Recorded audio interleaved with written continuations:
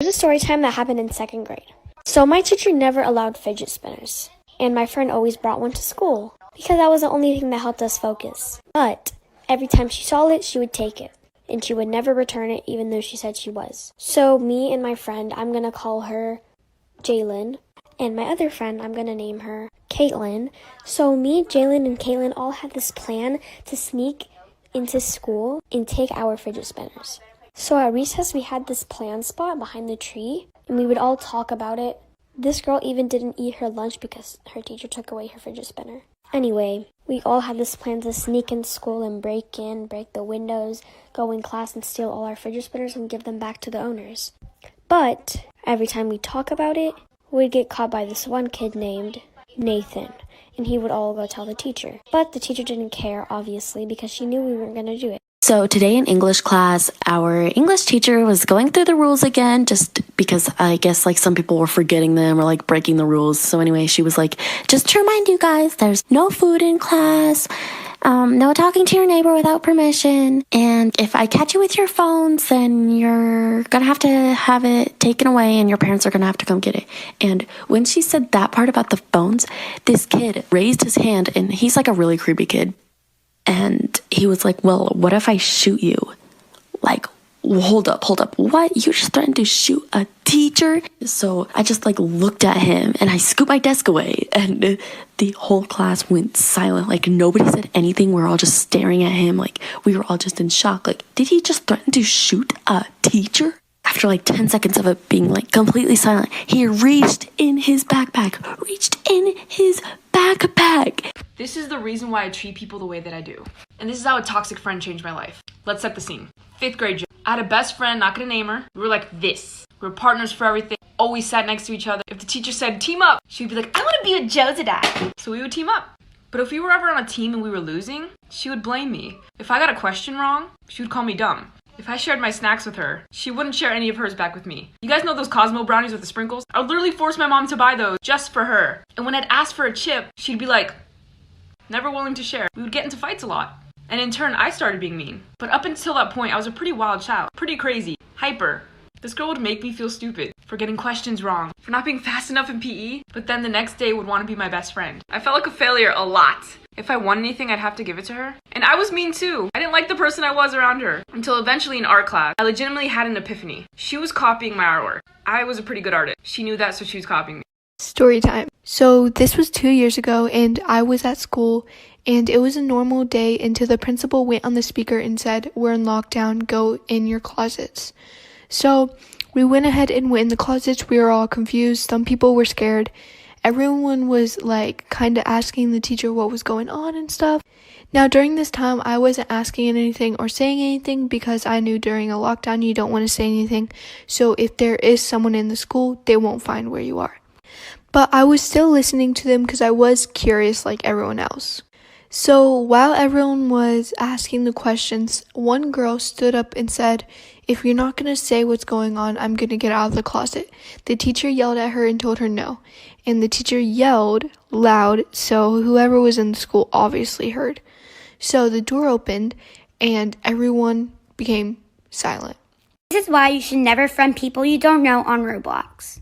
I met this guy in Roblox, and his name was Jimmy X Bear. He asked if we could be friends on Roblox, and I said sure. I wasn't sus of him until a week later when he'd asked me to join his game. And I said sure. So I joined his game. He started then telling me that I was going to get hacked and that I should stay off Roblox. I was completely confused. I didn't know what to say, so I just left the game. After a week or so, I went back on because of how scared I was, and I was logged out of my account. And now I didn't know what to do. So I went to go log into my account. After 20 or so tries, I finally got back in. I looked to go in my Roblox chats and saw Jimmy X Bear. You won't believe what he said next.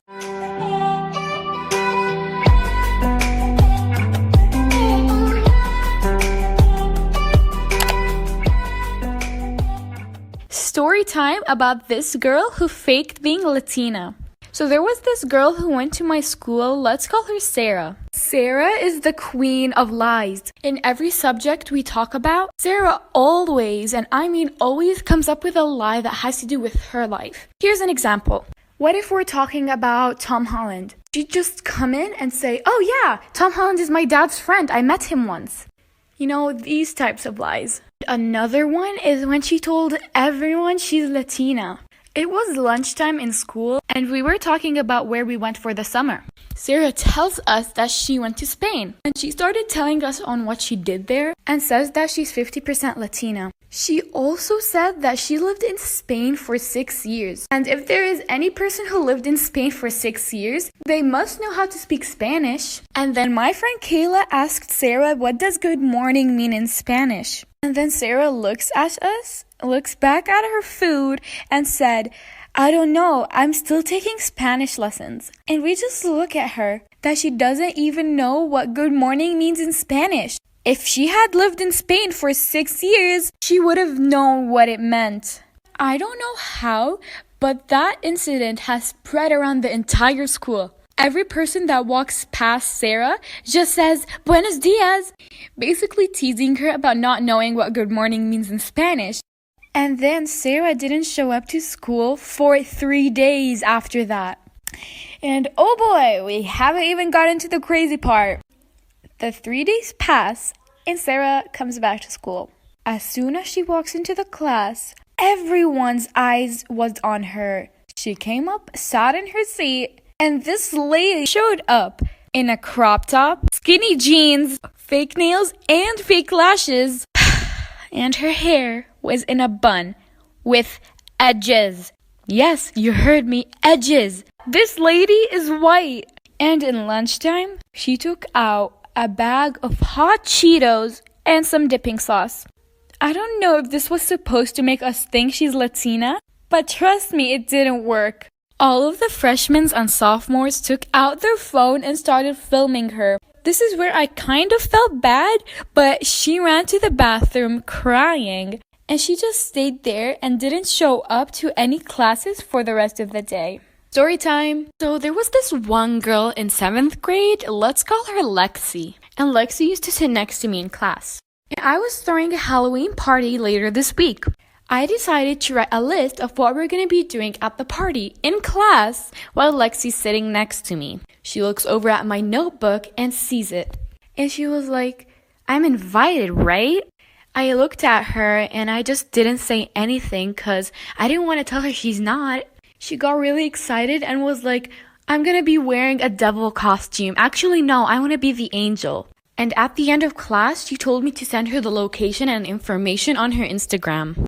And I remembered that Lexi had a lot of spam accounts and accounts she doesn't use. So I decided to send her the information on one of the accounts she doesn't use. 2 days later, I got a message from Lexi. She sent me a message from one of her real accounts. Then she told me that I forgot to send her the information for the party.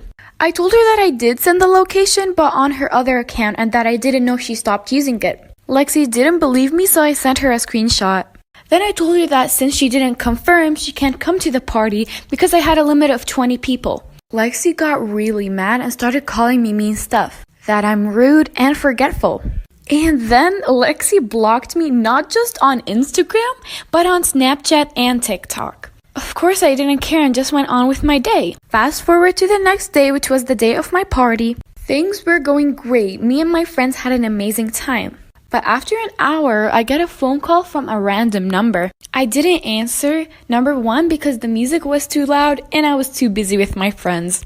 Maybe 10 to 15 minutes pass, and that number calls me again. I handed my phone to my friend and let her answer the phone. She told me that there was a person waiting for me in front of the house. I, of course, didn't want to go outside alone, so I let my friend Jason come out with me. As soon as we arrived to the front of the house, we see Lexi and her mother sitting next to her in her car. I just stood there in disbelief, not knowing what to do. Lexi got out of the car, looked at me and rolled her eyes, then looked at Jason and started talking to him. She was like, Jason, can I come in? And Jason didn't know what to say, but he said yes. And Lexi had the audacity to show up to my party after she blocked me on all of my social media. Lexi stayed with Jason and Jason's friend. I couldn't enjoy my night anymore after that. The next day in school, I told my teacher the story and she moved my place. Thanks for watching, everybody. Make sure you go ahead and click that button to subscribe. See ya!